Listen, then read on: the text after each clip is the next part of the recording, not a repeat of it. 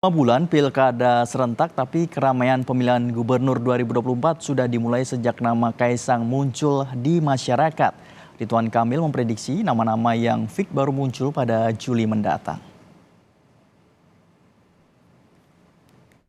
Siapa saja yang ada di bursa pemilihan gubernur Jakarta sudah mulai diangkat ke masyarakat menjelang pendaftaran pilkada pada Agustus 2024. Yang pasti sedang jadi bahan perbincangan adalah keponakan Presiden terpilih Prabowo Subianto, yaitu Budi Satrio Djiwandono, yang kini menjadi Wakil Ketua Umum Partai Gerindra. Berpasangan dengan Kaisang Pangarep, putra bungsu Presiden Joko Widodo, adik Wapres terpilih Gibran Rakabuming Raka.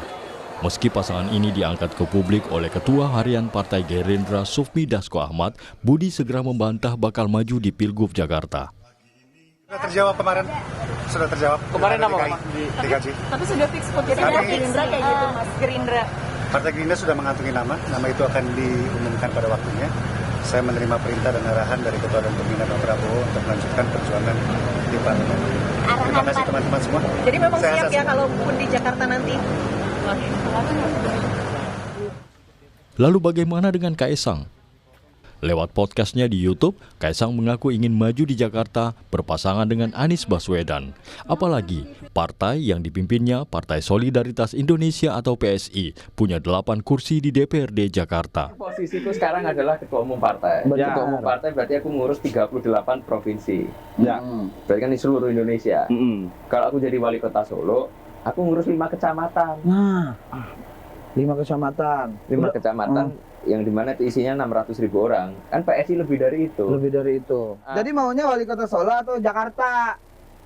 Kalau bisa disuruh pilih nih. Ya. Suruh pilih Jakarta. Pilih Jakarta. Mau maju berarti. Atau sekalian gubernur, Pilgub kan bentar lagi. Bentar lagi Pilgub. Mungkin duet sama Pak Anies kali ya. Pak Anies. Oh, duetnya Pak Anies? Posisinya Pak Anies sekarang kan belum ada partai. Sedangkan aku di Jakarta punya 8 kursi. Bisa masuk ke dia? Bisa kalau mau. Jalan Kaisang menjadi calon wakil gubernur Jakarta bakal mulus bila putusan Mahkamah Agung dituruti Komisi Pemilihan Umum tentang syarat usia pencalonan gubernur dan wakil gubernur di Pilkada November 2024. Pada Kamis lalu, dalam 4 hari sejak diajukan ke Mahkamah Agung, putusan tentang pengubahan syarat usia itu dikeluarkan. Lalu apakah putusan ini adalah karpet merah buat Kaisang? Tapi kan apakah kemudian menegasikan masa-masa sebelumnya itu bukan calon? Kan itu yang aneh. Yang menurut saya malah benar adalah kalau aturan sekarang menyatakan setelah dilantik, itu harusnya diubah menjadi penetapan calon. Kalau patokannya adalah pada saat dilantik, itu bukan syarat pencalonan, itu syarat pemenang.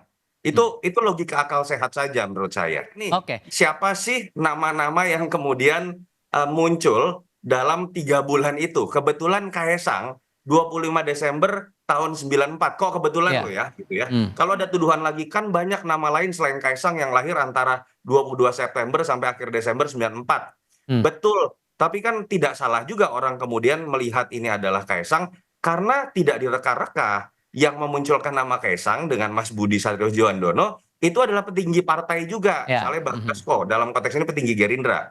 Kalau kita tarik lagi kepada penggugat, menarik loh. Penggugatnya Partai Garuda, dia yang terlibat juga dalam proses putusan MK kemarin terhadap keputusan MK. Siapa Ketua Umum Partai Garuda?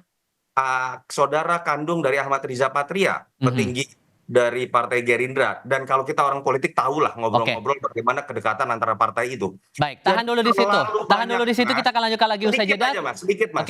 Terlalu banyak kemudian sebuah fakta-fakta yang membuat kita melihat, saya minimal, ada kejanggalan yang sebenarnya polanya sudah berulang. Baik, Bila ini terjadi, maka Kaisang mengikuti jejak sang kakak Gibran yang menjadi cawapres sejak putusan Mahkamah Konstitusi mengubah syarat pencalonan presiden dan wakil presiden.